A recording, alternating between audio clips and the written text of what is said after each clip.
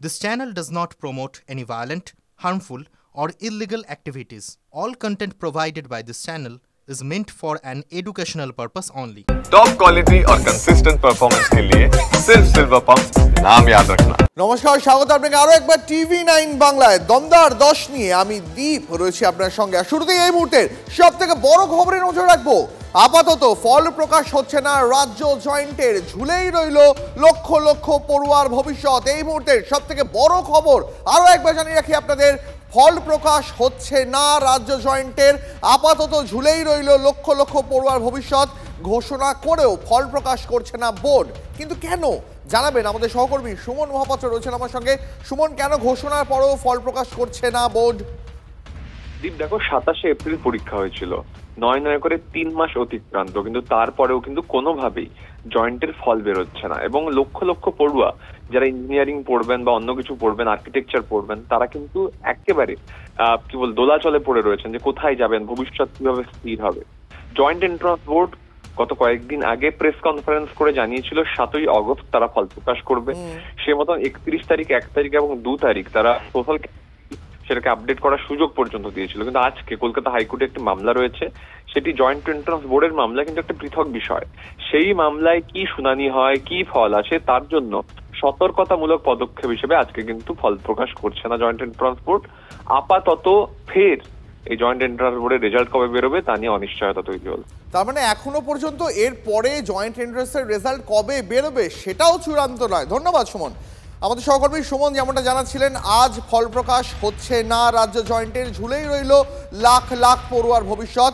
হাইকোর্টে মেডিকেল এন্ট্রান্সের মামলা বিচারাধীন, আজ শুনানি রয়েছে, সেই কারণেই আপাতত ফল প্রকাশ স্থগিত, এমনটাই সূত্রের খবর। যার ফলে বাংলার লাখ লাখ পড়ুয়াদের কি হবে এটাই এখন সবথেকে চিন্তার বিষয়। আপাতত ফল প্রকাশ হচ্ছে না রাজ্য জয়েন্টের। 7ই আগস্ট ফল প্রকাশের কথা থাকলেও আপাতত তা হচ্ছে না বলেই সূত্রের খবর। এই মুহূর্তে আরো একটা বড় খবর আমাদের নজর রাখতে হবে। 4 অফিসারের সাসপেনশন নিয়ে এবার নির্বাচন কমিশনের সঙ্গে সরাসরি সংঘাতে রাজ্যের মুখ্যমন্ত্রী। কাউকে সাসপেন্ড করা হবে না, অফিসারদের রক্ষা করবে রাজ্য, হুঙ্কার দিলেন মমতা বন্দ্যোপাধ্যায়। এই মুহূর্তের আরো একটা বড় খবর, 4 জন অফিসারের সাসপেনশন নিয়ে নির্বাচন কমিশনের সঙ্গে সরাসরি সংঘাতে মুখ্যমন্ত্রী। আমাদের সহকর্মী দীক্ষা ভূঁইয়া রয়েছেন আমাদের সঙ্গে।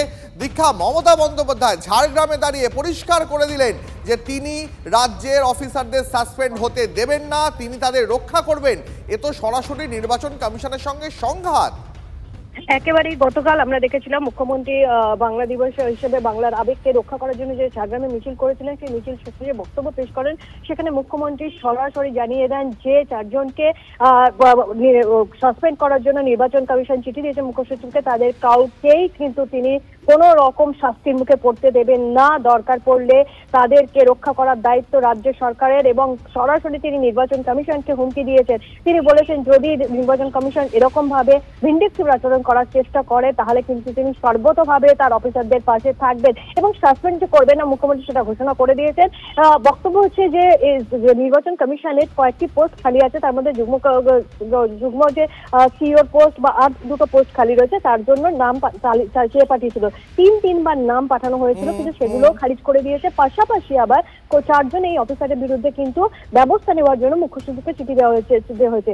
সেই জায়গাতে দাঁড়িয়েই মুখ্যমন্ত্রী কালকে একদম হুঙ্কার দিয়েছেন যে কোন রকম শাস্তি তিনি কাউকে দেবেন না। নির্বাচন কমিশন যত বড়ই হয়ে থাকুক, তার জন্য তিনি দরকার হলে আদালতে গিয়ে তাদের হয়ে লড়াই করবেন এবং তাদের যারা সাসপেন্ড করার কথা বলা হয়েছে। ধন্যবাদ।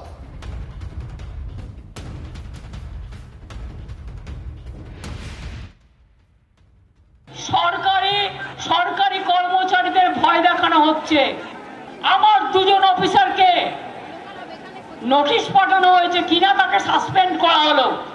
আমরা বলি তোমার ইলেকশন এখন ডিক্লেয়ার হয়েছে, কোন আইনের বলে তুমি নোটিশ পাঠিয়ে দিচ্ছ, সাসপেন্ড করছো আর বলে দিচ্ছ এফআইআর করতে হবে না? আমি কারো কোনো পানিশমেন্ট করতে দেব না, এটা মাথায় রাখবেন। ভয় পাওয়ার কোনো কারণ নেই। শুনুন, আপনাদের প্রোটেক্ট করার দায়িত্ব আমাদের, আমরা আপনাদের রক্ষা করব জীবন দিয়েও।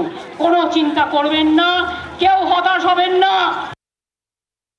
কাউকে সাসপেন্ড করা হবে না, অফিসারদের রক্ষা করবে রাজ্য, হুঙ্কার মুখ্যমন্ত্রীর। আর এবার পাল্টা সংবিধানের ধারা উল্লেখ করে প্রতিক্রিয়া দিল কমিশন। নির্দেশ পালনে বাধ্য মুখ্য সচিব, জানালো কমিশন। আর কি জানিয়েছে কমিশন জানাবেন আমাদের সহকর্মী শ্রাবন্তী সাহা রয়েছেন আমাদের সঙ্গে। শ্রাবন্তী, এবার একেবারে মুখ্যমন্ত্রীর সঙ্গে নির্বাচন কমিশনের সরাসরি সংঘাত, নির্বাচন কমিশন কি জানাচ্ছে? মুখ্য বিষয় হলো যে